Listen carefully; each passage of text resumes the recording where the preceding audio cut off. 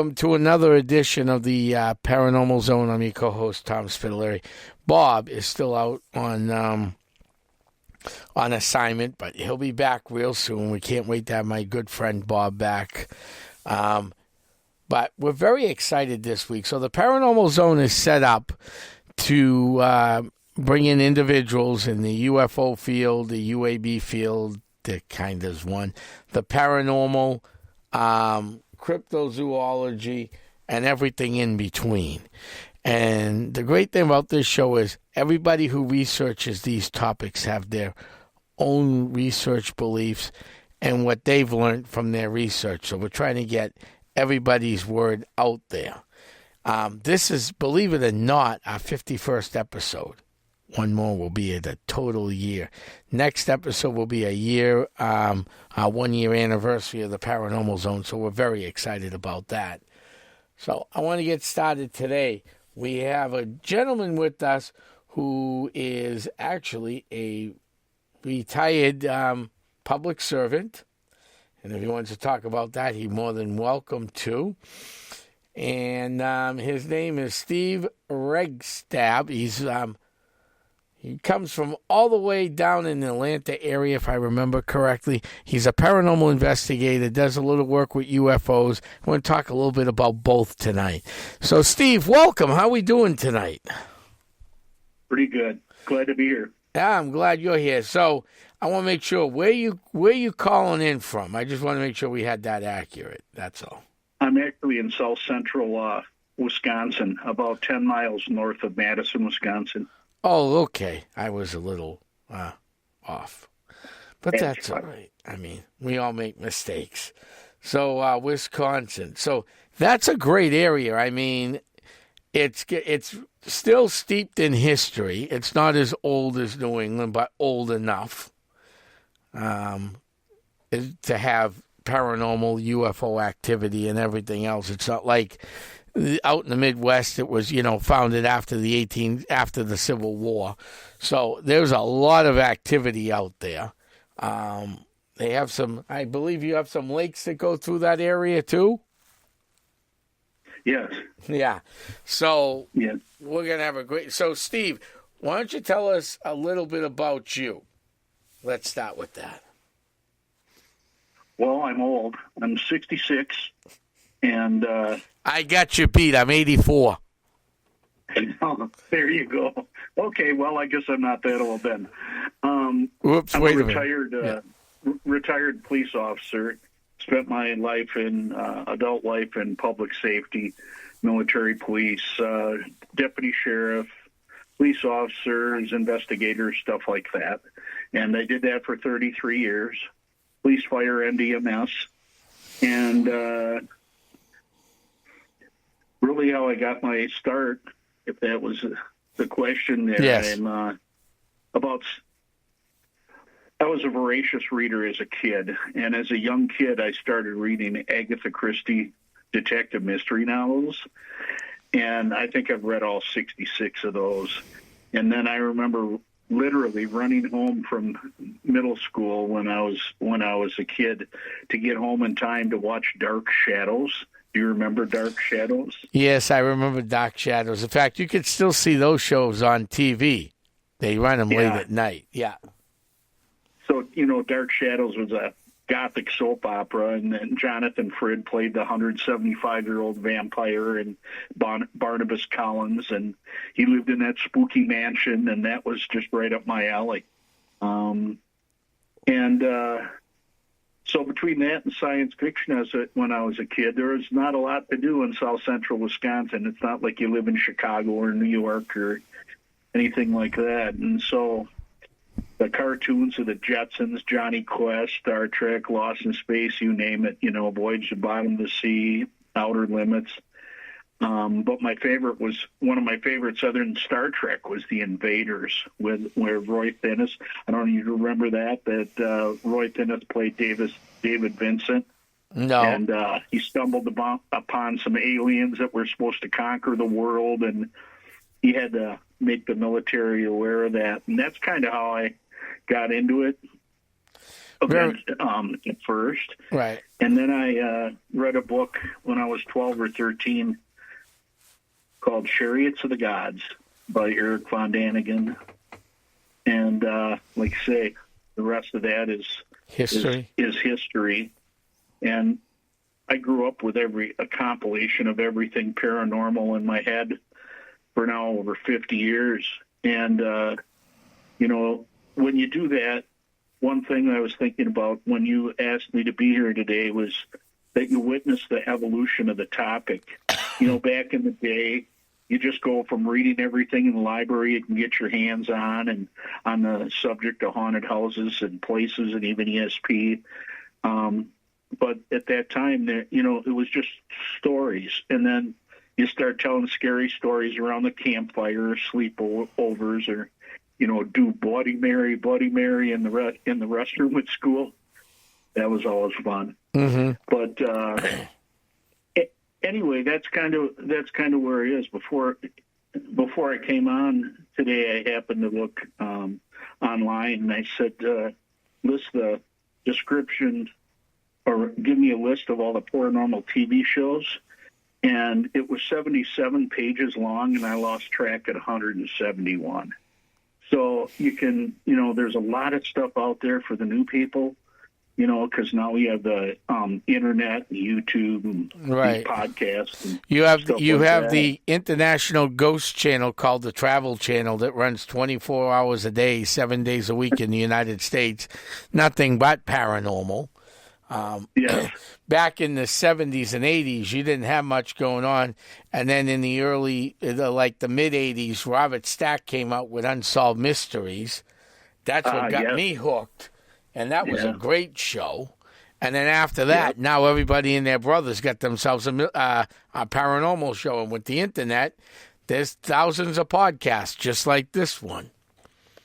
Yes.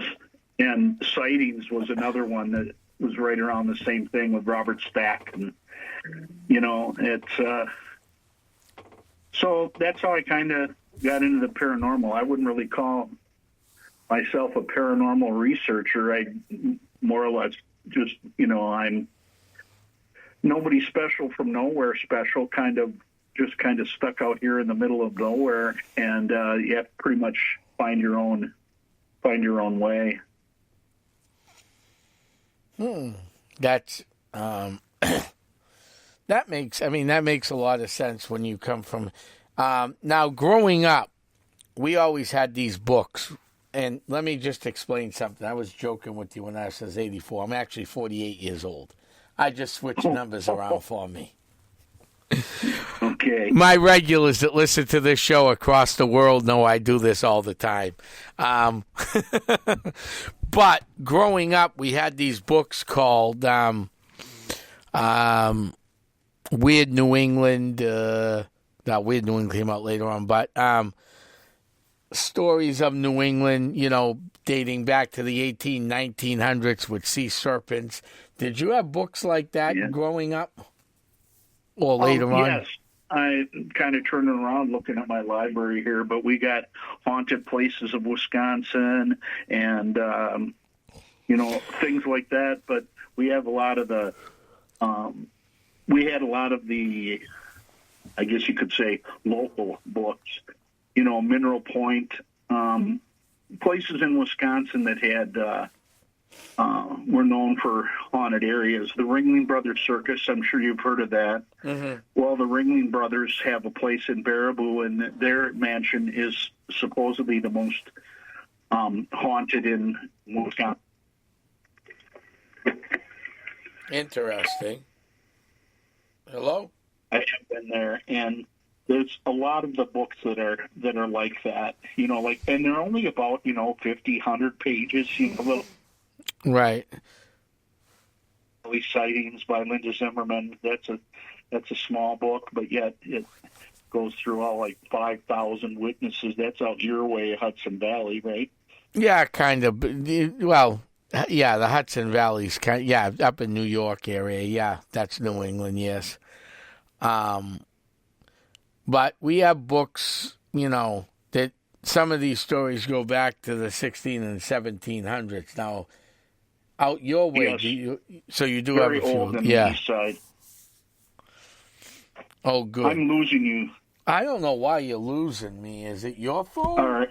Or is it the ghost? Am I loud and clear for you? Yeah, you're loud and clear. You're perfect. There was a little Okay. drop there. I'll try my volume here, but It might no, be. it's not me. No, I got you on our phone, so I don't know why that would be a problem. We usually don't have a problem. But every time we talk paranormal, we always have problems in this studio. Yeah, isn't that always seems like that? Yeah, I mean, we're used to it now. So, and our guests that listen in Europe, Ukraine, Russia, China, and Japan all know we have listeners all across the great global world. So that's cool. So you've done a lot of reading. Now, have you been to any places with paranormal activity? Yeah, I'd like to consider myself kind of a paranormal traveler, I guess you could say. Okay. One of the places that I really like that I went to an organized ghost hunt at the old Joliet prison in Illinois, and that was organized by Dave Schrader and Shane Pittman. Dave Schrader, you probably know of. Yes. He's got a podcast, Paranormal 60, and he was on the Holzer Files with Shane Pittman and Cindy Kaza. Correct. And we were locked in down there for 2 nights, and I've got a couple stories from there that I can all right, tell you. But let's just kind of go down through the list of, I've been to just about everything I can think of. That you were talking about the Travel Channel being the Paranormal Channel. My wife and I like to travel, and we like to do road trips also. And one year not long ago, we went over 3,000 miles, everything east of the Mississippi. And the next year, we went over 3,000 miles on the west end.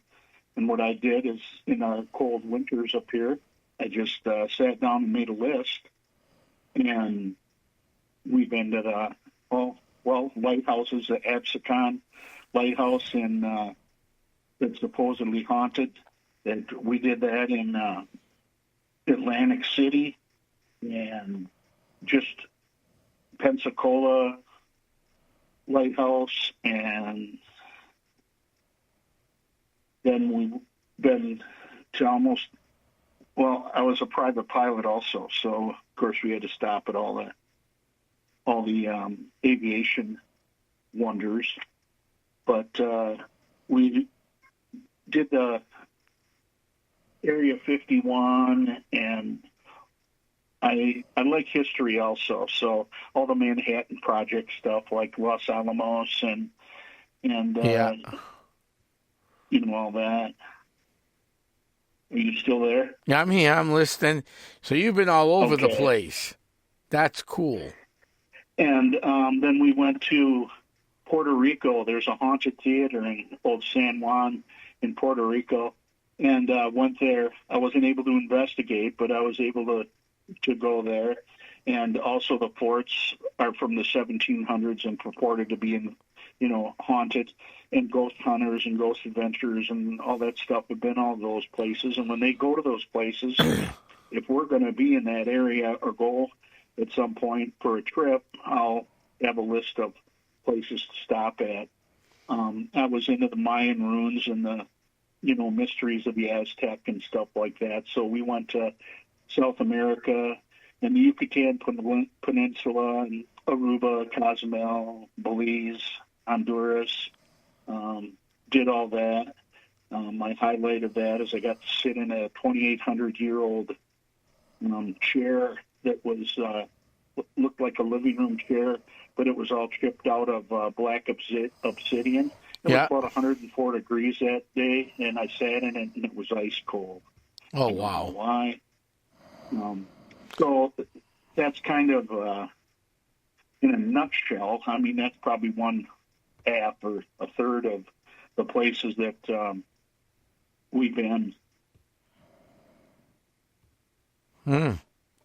So So you've been Socorro, New Mexico, Yeah. all the UFO places, of course, too. Right. So let's go back a little bit, okay?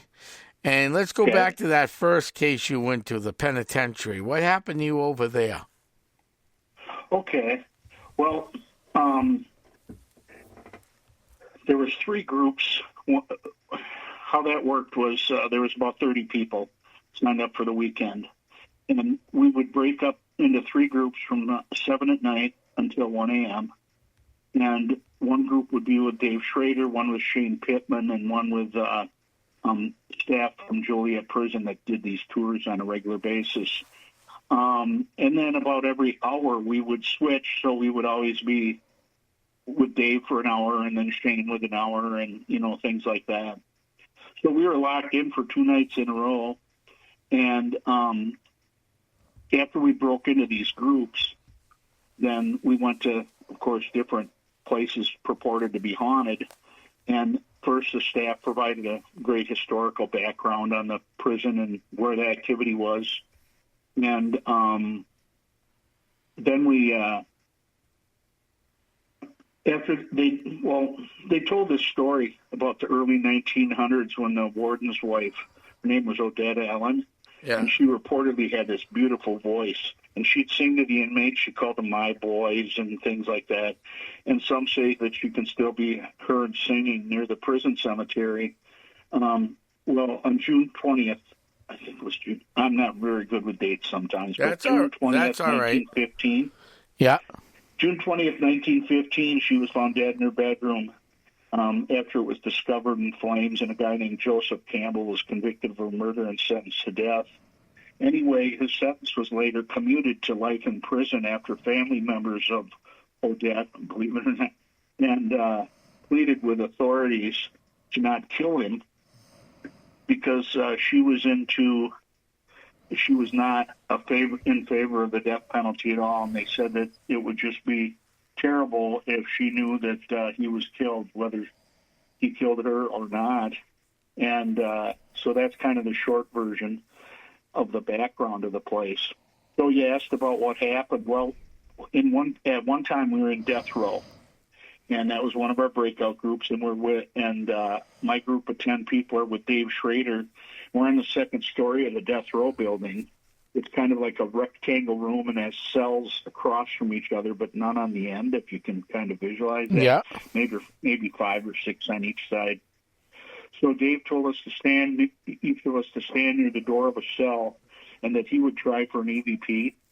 So he breaks out his digital recorder, which you're familiar with a paranormal, so you know what kind of digital recorder it was. It's the vintage Panasonic DR60. I'd laugh when he pulled it out. But anyway, so because, they run $2 or $3 grand online. They're very expensive. Well, now they do, but back in the day, they were junks. Actually, believe it or not, I don't want to break into this because it's a great story you're telling, but you brought up the DR60. You can sometimes find those at secondhand stores, like up here we have a Salvation Army or one of those type of stores, a thrift store, for like $4 or $5.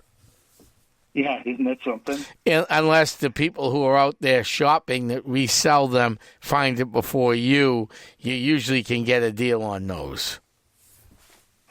Yeah, boy, I hate to get off track here, but I'm looking at, I got a book on the UFO crash at Aztec, New Mexico. Yeah. By William Steinman, and that thick book. It's about $260 to $300 some dollars online if you try to find it online. So I'm at the MUFON.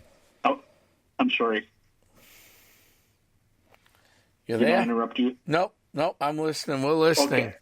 So I was at the MUFON Symposium in, I think it was Cincinnati that year. And I was at the MUFON Symposium, and they're setting out books. And on one table was a $5 table, and there was a $10 table. And they had all these books piled up. I saw that book on the $5 table, so I beelined right for it. And there was a guy standing there kind of looking at the pile, and I almost reached around him and grabbed that book, and he goes, "You know what that is, don't you?" And I go, "Yes, sir, I do." And I got it for $5. Nice. Okay. Nice. I'll continue with Yeah. Death Row story. So he's got his tape recorder going. We all went dark and we're all quiet. And he's at one of the ends of the end of the room, and he says, "Is there anyone in the group that would be willing to sing?" And he told the story again of the warden's wife, and a young lady volunteered to sing, and he goes, "Do you know Amazing Grace?" And she says, "Oh, I love that song." So she sings Amazing Grace, and I'll tell you, it was just beautiful. So Dave's recording, and at the end of the room, and just a beautiful rendition of Amazing Grace. And when she finished, then Dave put up his hand so everybody's, made sure everybody was quiet. He says, "Wasn't that wonderful? Would you like her to sing another song?" And then he waited about 10 seconds like we all do, and then rewound it. Well, when you're in death row, you're expecting, if there is an EVP, it's going to be, all growling and cussing or swearing Right. or whatever. And to all of our surprise, there's a Class A EVP right after Dave's voice. And it said calmly and matter-of-factly, he went, yeah. And we were just all kind of standing there in shock because David asked, "Would you like her to sing another song?" And the voice went, yeah. Just like me and you talking right now. Right. And so that's something I'll always remember. And, one thing, just not being on a number of investigations before this one, on TV for 30 years, you hear them talking about the room being heavy. Yes. So they talk about it being heavy and, oh, it's heavy in this room. And I really didn't understand what that was. So after that, EVP, we're in front of death row, and we meet with Shane Pittman now, and we're to go to the West Cell Block area with him, which is way across the field or courtyard. And as we're walking there, I'm telling him what I just told you, that I've watched all the shows forever, and you guys always talk about, oh, it's heavy in here. And I said, if anything else, I just hope to experience that myself this weekend. And I said, so if I'm with you and it's heavy and you feel that it's heavy in a certain room or something, please tell me. And, well, it didn't take long. We get into the cell block. We enter a long hallway. We pass a couple cell blocks on the left and the right, and I'm following Shane. I'm right next to him. And so he's walking. He gets to the end of the hall, and he turns right into the left cell block. And when he turned right, it hit me like an invisible wall. It was like, oh, my God. And he stops in his tracks, and I stopped in mine. And he turns back towards me, and both at the exact same time in unison, we both said, it's heavy in here. And then we laughed, about it. But you could just really feel that. And that's the first time I'd experienced that. And then in that same cell block, we were standing there against the outer wall, and I was looking above Shane's head because he's about a head shorter than me. And on the second level, the second story of the cell block, there was a white mist that formed in the shape of a person. No discernible, eyes at you, but you could see the shape of whatever it was. And so this white mist was on the second tier, and it moved a little bit, and then it moved back. And Shane turns back towards me, and he says, you see that too, don't you? And I said, yes, I do. And then it just dissipated slowly, so I certainly wasn't disappointed there. I had one more experience there if you want to hear about it. Yes, let's hear about that experience too. Okay. Yeah, it was you've had two good ones. Yeah. So I have others, but I'll tell you the one about in the dining room. We had time to investigate on our own after the cell block one, where they just let everybody loose and said, okay, now we're going to get everybody back together in an hour by the front gate where the Blues Brothers, the movie was the Blues Brothers with John Belushi, was filmed there, and where Jake comes out of that gate. We all had to, of course, go through the gate and get our picture by it. But so we were in that area, and we went to I went to the dining room because I hadn't been in that area at all through the night yet, and it was the second night, and I hadn't been in the dining area. Yeah, and it's huge. So it's huge. It's dark. There's no lights visible except exit light at one far end, and they had, if you can imagine, it's evenly spaced, one-piece stainless steel tables with attached benches, like you'd see at, any prison or any high school, And so I walked to the far wall, which is about a good 100 feet away, and I walked towards the far wall. I found a little chair, so I sat down. As my eyes adjusted, I saw two women, and they were spaced out, but I could see the glow of their faces because they were looking at, one was looking at an EMF detector and one was looking at her phone. And so I could see where they were sitting. And then I noticed along the far wall, I saw three people walking, or what I considered shadow people at the time. Mm-hmm. And I see these three shadow people walking. They were probably about 100 feet away, and the shadows weren't on the wall. They were away from the wall. So, there was just barely enough light that you could, see form. And along the entire far wall, moving from my left to right. So these three solid shadows. The first was as solid as the third. And the third was a little bit behind the other two by a few paces. And they walked up to a doorway and went out. And that was the doorway that I came in. And I went, oh, dang it. If they were shadow figures, they wouldn't have had to open the door to get out. And so I walked back across, and after I saw the door open up, and I get outside, I go out that door, and there's two young men and a young lady standing there that I recognized, two of them as staff that had talked to us earlier, and one was sitting in a golf cart. And I told them what I had seen, and I said, here I thought, I'd seen some shadow people, and it was just you three. They started looking at each other, and the one in the golf cart says, sir, I just got here like 5 seconds ago. Oh. Even before you came out the door. And then the young lady drops her head, and she goes, oh, no, Eugene is following me around again. And I went, what? And then they told me that, no, there was only two of them walking along, and that there was an inmate that they call Eugene that follows the people around, especially the females. I said, how do you know his name is Eugene?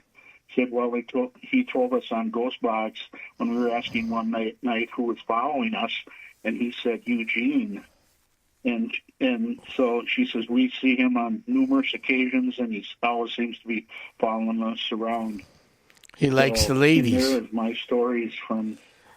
All right. So here's a question for you. Here's a question. I don't know if I sent this one to you, but if you can't answer it, people who listen to this show on a regular basis know that there are certain things in the paranormal we can answer and some we cannot. Either we know the answer and cannot because we have to keep things private, with clients, or we just don't know the answer. So through the years now with the internet, you see car accidents sometimes end in not good things and people pass away. And then you see where the fire department or the police were taking pictures and you see like a spirit walking outside the car. Have you ever seen that happen? If you can't answer it, you can't answer it. I understand. No, I can't answer it. I have never seen anything on a scene like that. I've been to everything from, kids stealing apples to investigating homicides. And I've seen a lot of, on fire and EMS, I saw a lot of fatal accidents, some with small children that I still think about. But I have never seen an apparition at a site or seen any photographs like that other than ones that have been on the internet or whatever publicized. And I've, of course, seen the stories like Paranormal Late Shift or Haunted Hospital or something like that, right, where the officers are telling the story of seeing a young man with a red and black checked flannel shirt standing alongside the road as they pull up to the accident, and they run down to the car, and the female officer says, I look inside and I see that shirt on the driver who is deceased. I turn around and the guy's gone. So I know it's out there. I know it's reported, but I have not seen that, to answer your question. Oh, wow. That's because you spent a lot of years in law enforcement and public safety. So I want to thank you for that, because that's one of those jobs you can't get thanked enough for, in my opinion. You're very welcome, and my kids didn't fall far from the tree. One's a paramedic, and one's a police officer, and one was a sergeant in the Marines and did 2 combat tours in Iraq. And so, yeah, that's just what we do. It's kind of a family deal. Yeah, it's and I want to thank your family, too, for serving the public. I mean, that's a lot of years of service, and it's not easy sometimes,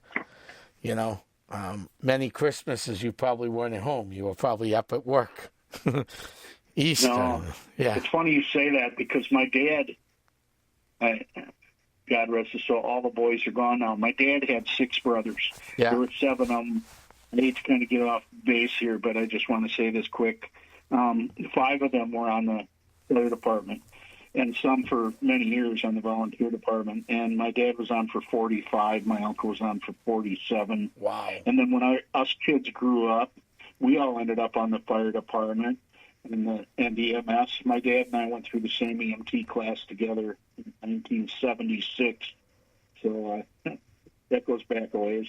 But anyway, recently they did a thing here locally, and my family had 235 years of volunteer service to the community. Wow. And they said that'll never happen again, and I don't believe it will.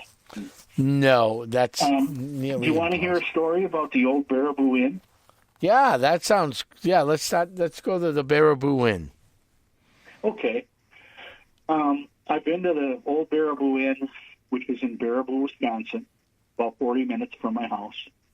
And I've been there about 3 times, purportedly haunted, both by people that have passed that are there.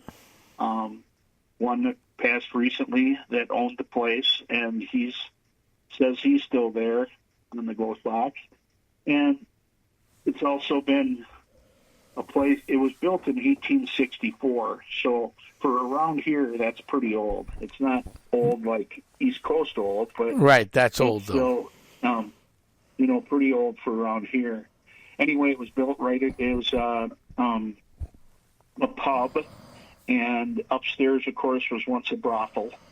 And of course, it's right across the street from what was the railroad depot. And there was a bad accident several years ago, decades ago, and some of them, people are apparently trapped there.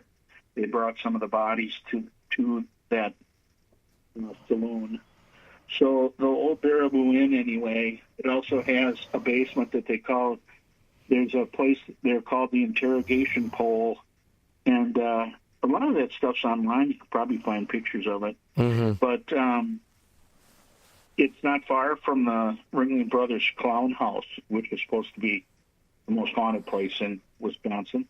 But the Baraboo Inn has a telephone pole in the basement, and there is, and I've seen it, so there's bullet holes up where, and stains on it. There's bullet holes up where a head would be if you were tied to the pole. Yeah. And then there's no bullet holes for a couple of feet, and then down where your stomach would be, there's also some bullet holes in the pole at that level. And the stories passed down that's where the mob would Al Capone and his buddies would hang out there and things like that.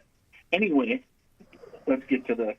So I've been probably on 3 ghost hunts at the Baraboo Inn, and it's just a nice, small, kind of interesting place. Like I said, it was built there in 1864. Well, June 24th last year was the last one I was at. And it was an even ghost hunt, and it featured the invited guests were Nick Simmons and Aaron Thompson. Some of your listeners may know them. They're from the Netflix 28 Days Haunted show. Okay, yes. Yeah, and Shane Pittman's also, who I talked about earlier, he's also on that. And then there's a psychic medium named Scotty Rorick there. He's a good guy. So during the upstairs brothel investigation, everyone in the group is seated on couches and in this lounge, which would be the meeting room for where the men would come in to meet the girls. And there's tables at the end of the room, and every ghost hunting device you can think of was spread around the room. There was portals, there was ghost portals and boxes and EMF, and every place around the room had the ghost. I call them ghost bobbers, but you know the cat bobber. Yes. And, yes. You push it looks just like a fishing bobber, and you push the top down, and it lights up, and then you just leave it alone and set it somewhere. And if it moves or somebody touches it, then the lights come on. Correct. And so there was a bunch of those laying around. Anyway, everyone is in the group there in that dining room, and all the devices are going off. Some are talking. Some are asking questions to the ghost portal, and then people are quiet at this time, and they're listening to the ghost box. And I heard a baby whine, cry. And I thought it came from the ghost box because it was in that direction from where I was standing. But no one else reacted, so I kind of looked around a second, and nobody said anything. And one of the ladies that runs the place is standing on my left, and I said to her, I said, "Did you just hear a baby cry or whine?" And she said, no. And then she says, did anybody hear a baby cry? And nobody said that they heard it. Well, I'm hard of hearing anyway. I mean, right now I got my hearing aids in so I can hear you. But I said, well, I'm sorry, I heard a baby crying. She says, in what direction did you hear that? The staff first says. I says, well, over there towards that corner. I thought maybe it came from the ghost box, but it was that direction. Mm-hmm. She goes, oh. She says, see, go over in that corner. And I said, and you know what a dressing screen is? Remember in the vintage days, they had that kind of divider where that would be in a corner of a room so somebody could go back there and change clothes? Yeah. Okay. So you know what I'm talking about. Yes. So there's this dressing screen in the corner. And she says to me, she said, why don't you go over and look behind that dressing screen? So now everybody's paying attention to me. They're all quiet. Nobody's saying a word. And I walk across this old room and over to the dressing screen, and I look behind it, and I go, you have got to be kidding me. And there is an old vintage early 1900s baby bassinet behind it. And so that was just crazy to me that I'm the only one in the room that heard a baby cry, and I heard it cry from behind that dressing screen, and when I went and looked, there's an old baby bassinet in there. So, oh, wow. That was kind of cool. I bet it was. Then we get downstairs to the small bar area, and Aaron Thompson is talking with a very active ghost box, and that was sitting on the pool table, and our group's around it. And the voices they're naming people that are in the group, and there was other intelligent responses. I thought, wow, this is pretty cool. So I sit on a bar stool. I've got both knees replaced. I don't stand in one place very long.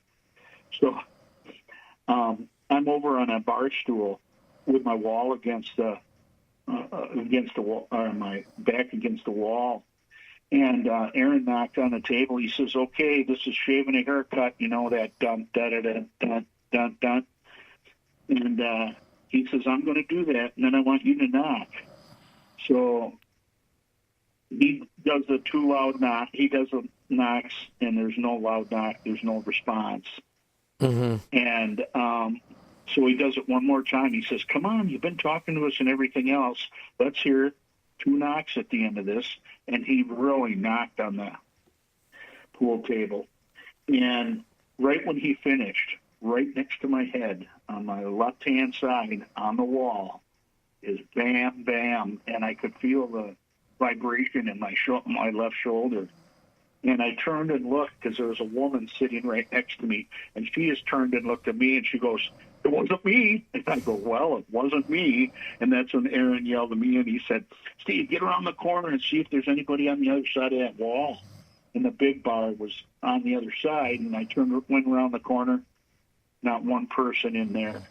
So that was kind of neat. So it's kind of I got a lot of stories. Now, Steve, that's kind of the neatest ones. Yeah. I think. So, Steve, I got a question for you. All right. Go right ahead. So, I know you've done some work in the UFO field. Is that correct? Yes, I'm a member of Mutual UFO Network, and I'm a investigator, UFO Investigator 3 Advanced, it's called. And then I also got assigned to the task force that does not just Wisconsin cases, but because we have so few cases here, I'm assigned to a group that I can be assigned cases from anywhere. Right now I'm inactive because I'm recovering from surgery, but I've been doing this for a while. So, all right. Yes, I'm involved. So my question is, I mean, I've had Essex County since 2007, okay? Okay. And we've done UFO, Bigfoot, UFO cryptids, paranormal, anything that goes bump into the night, okay? Right. So there is a belief, and I want your opinion on this, but there is a belief in the field where you have things like the Bridgewater Triangle in Massachusetts, the Pacific Ring of Fire, right, where you have Bigfoot, UFO, everything under the sun, right? It's a great place to go. Do you believe these things are all linked together, the UFO, the Bigfoot, and the paranormal? It depends where you are, I think. But, I mean, all you got to do is look at Skinwalker Ranch. And, you know, I'm sure there's people listening that are familiar with Skinwalker Ranch, and I don't mean to make anybody feel like I'm teaching anybody anything. But, I mean, if you just look at the history of Skinwalker Ranch, I've been kind of involved in that for a long time, following that since the first book of George Knapp, you know, the Hunt for the Skinwalker. Yes. Hunt for the Skinwalker by Colm Kelleher and George Knapp. I'm trying to think when that was. I think it was 2005. But anyway, ever since that book came out, I've been kind of into it. And then the show came out. And I'm sure you have followers of the show. And I became an insider, so I can, if I wake up at 2 o'clock in the morning and I can't sleep, I can get on my computer and watch 4 screens live from the Uinta Basin in Utah and see if I can see anything. And there's places that you can report there. Well, if you look at, you're talking about connections there. And, correct. You know, the biochemist Colm Kelleher, he says he saw a Bigfoot on Skinwalker Ranch that was about 50 yards away. And he fires a shot at it, and then it disappeared. And when they went and inspected the area, there was deep tracks in the snow, but they were 6 inches around in circles and had claw marks like it was from a bird of prey. There wasn't a Bigfoot track there, but he swears that he saw a Bigfoot. And then, of course, there's reports of skinwalkers there. Correct. That go back to the Navajo and Ute curses. And things like that, crop circles, poltergeist activity, what else? Cattle mutilations, the skinwalker sightings that we talked about, disembodied voices speaking directly above them. I've heard clips from the live feed where we've had voices, I say we, I'm a skinwalker insider, but that's neither here nor there, that the insiders have actually heard voices in the outer areas that have cameras and the buildings, that have heard voices, and they've got them right online for anybody to hear. And the night sky in the mesa would randomly light up, and they've had cows disappear. They go to track them, and the tracks would just end in the snow in the middle of a field and not go anywhere. If you follow the show, you know that they always talk about the very large wolves, or that Mr. Sherman, who had the ranch and sold it to Robert Bigelow and the space magnate. Most people know who Robert Bigelow is, but the Sherman sold him the ranch in 1996, I believe it was, and that's where the National Institute of Discovery Science, he put that NIDS together, and Sherman saw this huge wolf, and he shot it several times, and at point blank with almost no effect. And later he looked at pictures and identified a dire wolf. Well, they've been, extinct for 10,000 years or whatever. So no telling what's going on and what's connected. You see portals there. I've seen portals on video there on the ground. They saw a portal on the ground once. John Alexander, I'm sure you probably know that name, Colonel John Alexander. He came out of the remote viewing area and stuff like that. Anyway, when NIDS got together, you'd be surprised if everybody knew how the people that were on NIDS. It was people like Hal Puthoff. I saw one picture of the NIDS group, and Jacques Vallée was there. And so all these connections.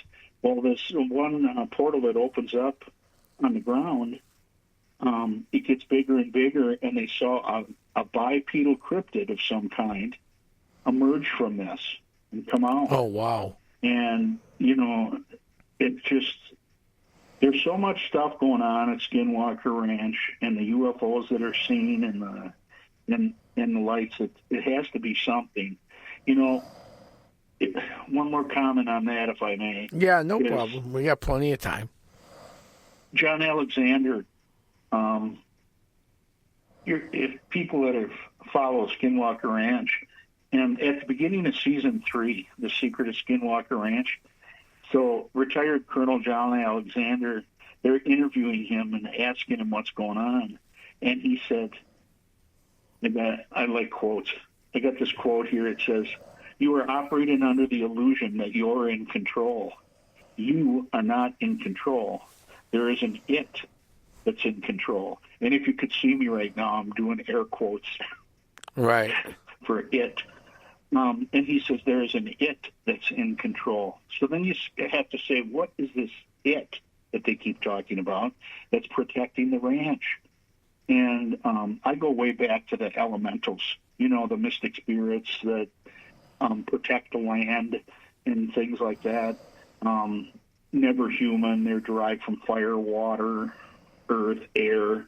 You call it some fairies. Some people call them fairies. Some call them gnomes.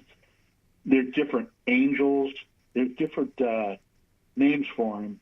But elemental, I think, is part of the main issue there.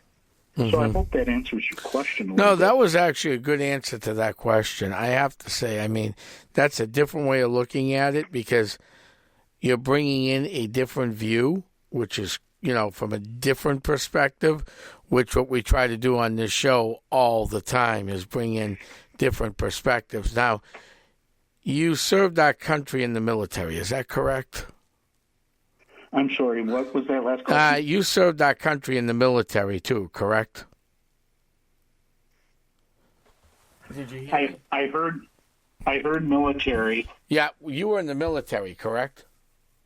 Yes, I was a military policeman in the Army. I was an Army MP for 3 years. Now, I mean, I don't want anybody getting in trouble, but did you, after you retired, did you hear any rumors of, because there's also a belief with UFOs that they fly over our military base, and the Bridgewater Triangle had a few military bases in the Bridgewater Triangle. The other one, Ossipee, New Hampshire Triangle, which is out our way, had military bases. My friend worked on a triangle in Pennsylvania and Texas that had military bases. So, did you ever hear of any rumors? Well, a lot of these last sightings, even the rash of drones, quote unquote, on the East Coast, had a lot to do with around military bases. But UFOs and military bases, although I had never seen one over a military base, and I spent quite a lot time in Alaska, and I was stationed at Fort Richardson, and we'd go up on the Chugach mountain range, so we'd be up in the middle of nowhere to watch the northern lights, and I had never seen a UFO up there. So you worked in the Alaskan Triangle. Okay. Pardon? They call that the Alaska Triangle up there. Oh, yes. I love that show, too. I've met some of those guys. You know, when you go, that's what I would suggest to people. Say, God, how did, you know, if you go to MUFON conventions or XCon and with Margie Kay out in Springfield, Missouri, or Paranormal, the Great Lakes Paranormal Conference, I'd like to go to all those places. And it's just amazing how the people you meet. I struck up a conversation with Robert Salas at the last MUFON convention down in Dallas, and I happened to walk into an elevator that had Robert Salas and his wife and a bunch of other people in there. And when I walked in, I ended up face to face with him, and I followed that Nelstrom Air Force Base.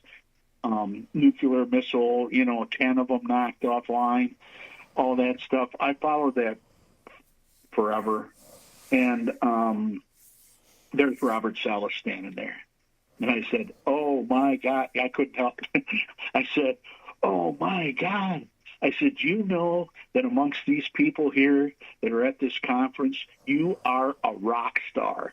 And his wife and he's smiling, and his wife starts laughing and tells the rest of the group that we're all friends of theirs, apparently, see what I got to put up with? See what I got to put up with?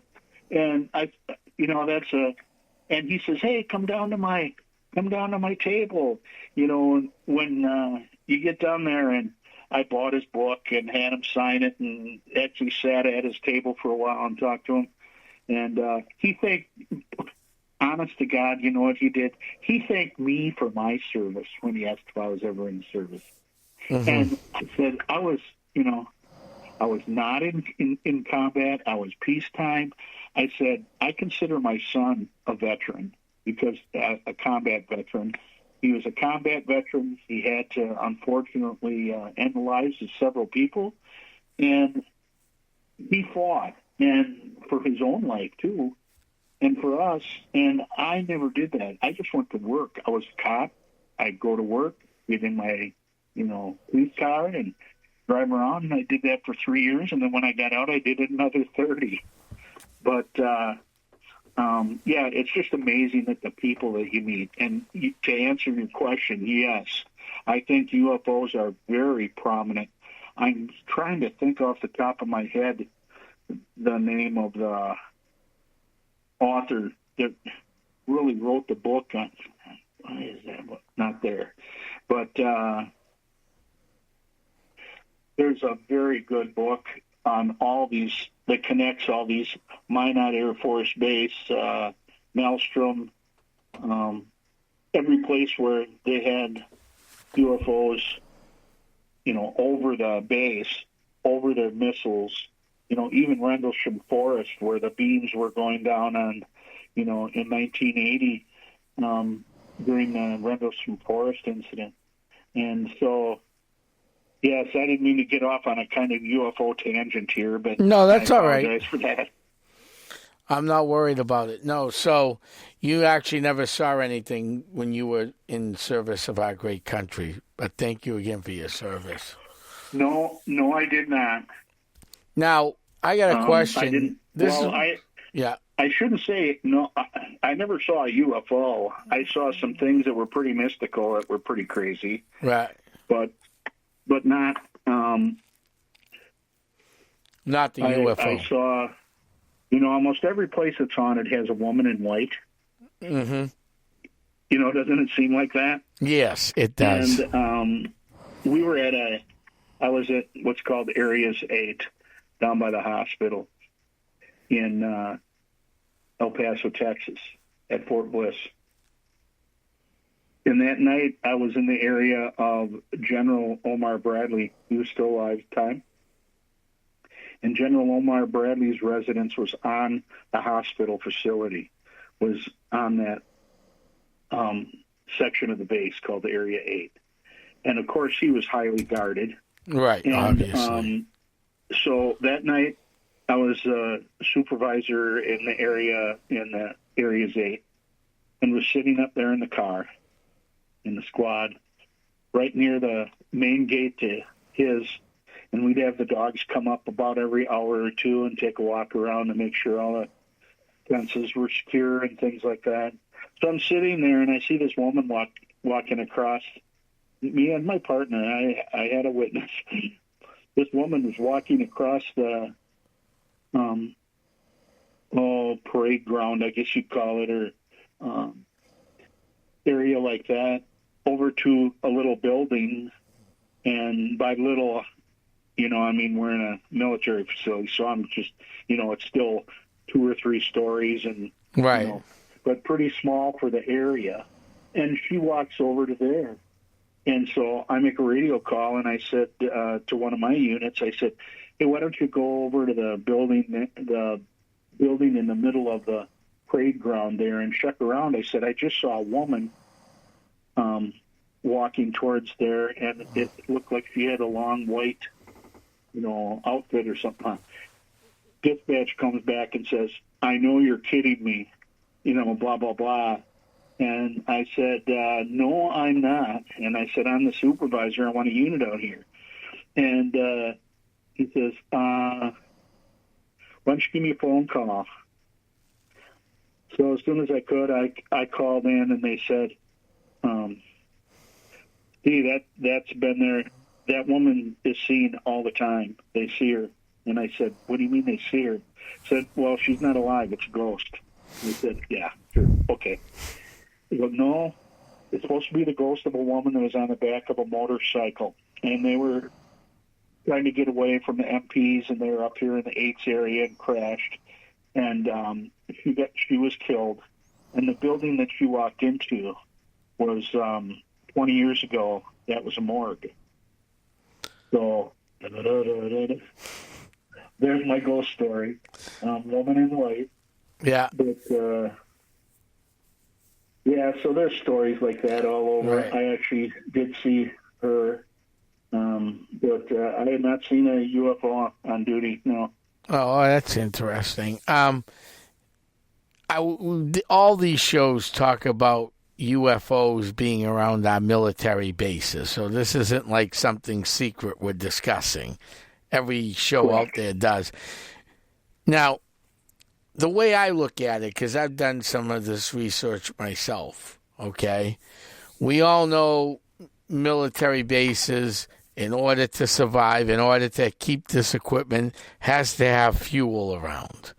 Now, whether it's, nuclear fuel, whether it's jet fuel, whether it's anything, You think they hang around our bases and our lakes? Our lakes, a lot of the lakes in New England, I don't know about out your way or what you've seen researching for MUFON, are usually underground volcanic lakes. And obviously, if we touch a volcano fluid, we die. It's going to burn our hands right off. But that doesn't mean that stuff cannot be used as fuel, in my opinion. Do you think that's why these UFOs are hanging out around these special locations? Yes, that's been one of the explanations, that maybe they're not just watching our nuclear facilities or sending a beam into the side of the hill to scan our capabilities, but yet maybe they're taking away some kind of power. You know, you talk about the ones on the East Coast in the water.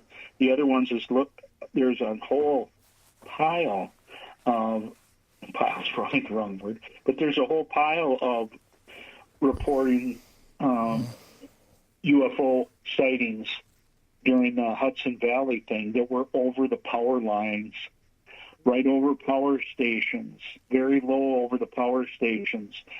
Some that actually looked like a fire hose down into rivers. It could be just taking water out for their cooling system. Who knows? Could be something as simple as that. They could use water as the hydrogen for fuel. Mm-hmm. And then the ones that are over the power lines and over any place that has a lot of energy, you think that's got to be one of the reasons that they're there to refuel, to I don't know. I'm just saying that I don't think it's just all to keep an eye on our abilities or what we can do. You know, every time you hear a sighting of a UFO hovering over a power grid or over power lines, why else would they be there? Yeah, exactly. I mean, that's why, doing all this research that I've done and other people have done and stuff I've read, I go, this is interesting. But why? Why and why? Yeah, it almost seems to be some kind of a correlation. And just like Skinwalker Ranch, there's just so many explanations for everything, and same with the UFOs. I kind of miss the olden days in UFOs when everything was nuts and bolts. And you know what I mean by that? Yes. Back in the old days, everything was made out of metal. It looked like a saucer and was nuts and bolts. And now, last night, I watched a 3-hour and 40-minute summit on psionics. I mean, we've gone from nuts and bolts to a thing called psionics. There's always going to be something for us to do, I think. I often wondered this, and Bob always asked this question to UFO people, and I didn't send this one to you. Again, if you don't want to answer it, you don't have to. If you don't know the answer, okay. Not a big deal. So Bob's a little bit younger than me. He's in his 70s, okay? So, I was born in 76, okay?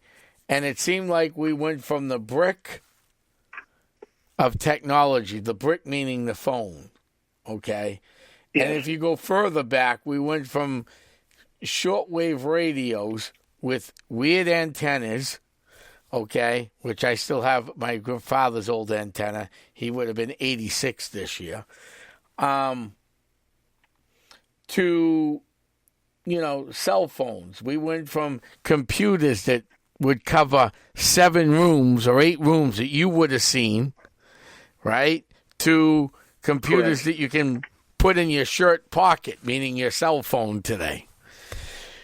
Now, this came on relatively quickly, because if you look early on, and you take New England, for example, okay, you look at the technology when the first settlers settled in New England in the 1600s, and you look at the growth of technology. It moved at a slower pace. Once they developed the mainframe computer, it seems like it just took off. Do you think some of this has taken off, this technology, because we've traded UFO technology with aliens?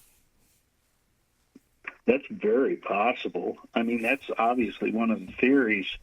Some even with let's say the meeting happened between President Eisenhower and aliens at Holman's Air Force Base in, 1954. Yeah. I talked to his granddaughter at one of the MUFON conferences, and she says there is absolutely 100% no doubt in her mind that meeting happened. And that's coming from the granddaughter. So we could have been doing that for an awful long time. And like you said, there's just no real explanation how we went from running wires everywhere to wireless and fiber, light fibers, the whole bit. You know, one of the things that really it really jumped into my head when you were talking about advancements was back in 2003. In 2003, me and two of my buddies took a Cessna 182 and we flew down to Kitty Hawk because it was the 100th anniversary. And, you know, every pilot has to go to Mecca, at least once in their life. Right. So the three of us flew down to the Wright Brothers Memorial and everything at Kitty Hawk. And when I was walking through there, I had an epiphany, just like you're talking right now. I looked at one of the walls, and it had artwork on it. And on the left side was the Wright Flyer. And on the right side of the wall, way down, and it had a timeline in between, but way down on the right side was the moon landing. And the heading on the writing on the wall said, "We have went from first flight to the moon in 66 years."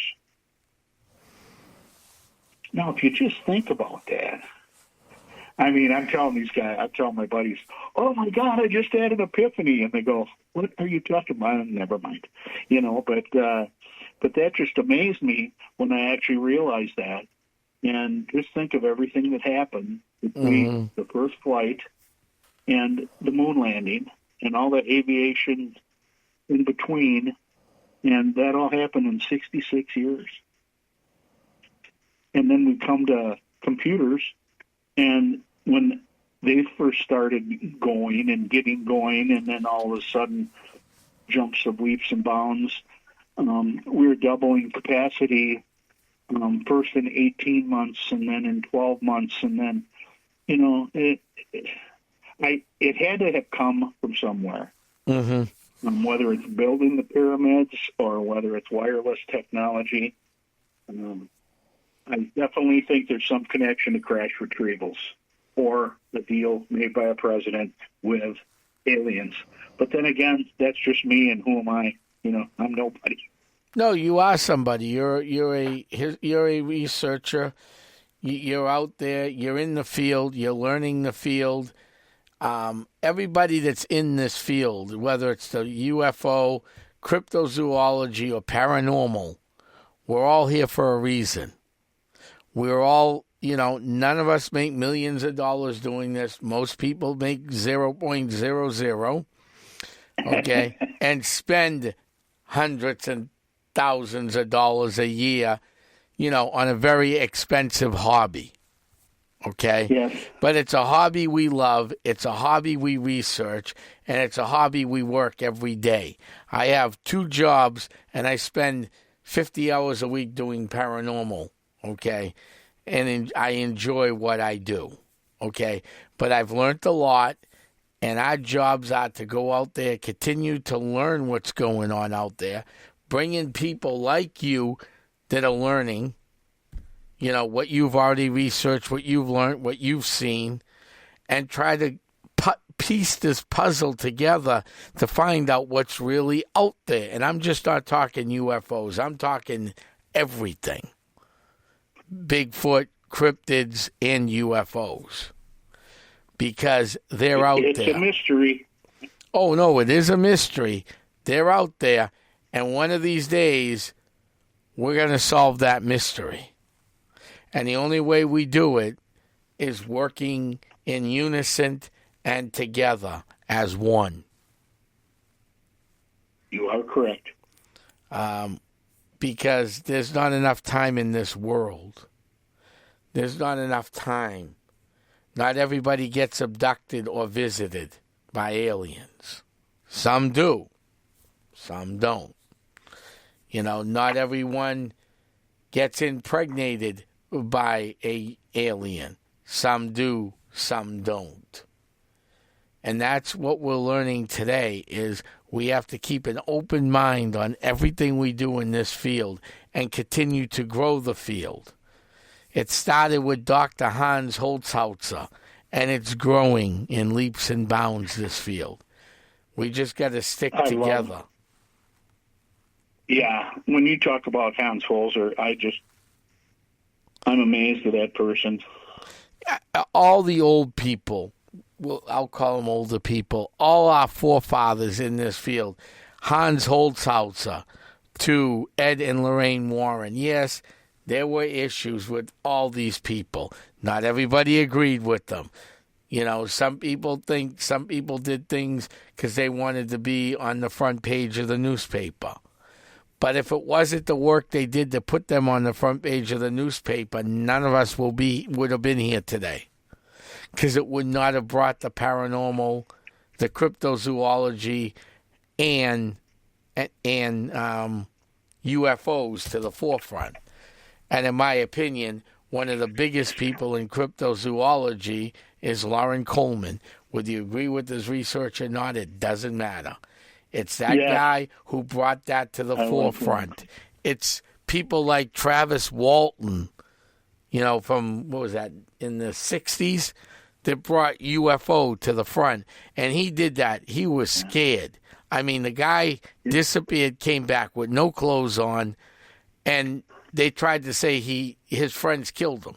I mean, people's lives were turned upside down with the Travis Walton case. From a law enforcement standpoint, with Travis Walton, I was always taken aback by that.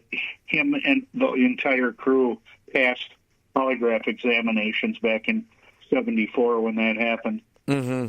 Because they initially law enforcement thought that they had that his buddies had killed Travis and threw him out in the woods somewhere. Right.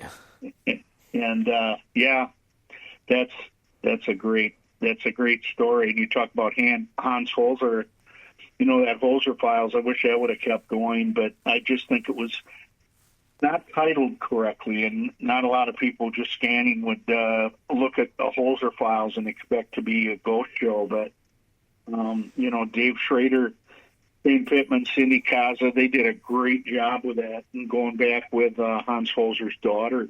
Yeah, no, they did a great job. I turned around just to look at he released a book that's just a tome. I mean, it's like 700 and some pages in 1997. Yes, the Holzer Files, I think the book is called. Yes, all the Holzer Files, and that's just fascinating stuff. I'm sorry, I think I interrupted you on. No, don't worry about it. This is about you and what you do. So, it is all fascinating and it is interesting. And you know what? We're going to have you back on. Don't hang up, though. I just got to check something when we go off air. We're going to have you back because we've come to the end of this great show. And I want to thank everybody who tuned in today and listened to this great show. Steve was great. He did a great job. And he had some very interesting stuff that we learned today. And I want to thank everybody who tuned in from Europe, Ukraine, China, Russia, doesn't matter, Canada, United States, we're all one, South America. Thank you for tuning in, and I'm heading back to my crypt. This is the Crypt Keeper, And we're signing off. Good night, everybody. Be safe. Thank you for having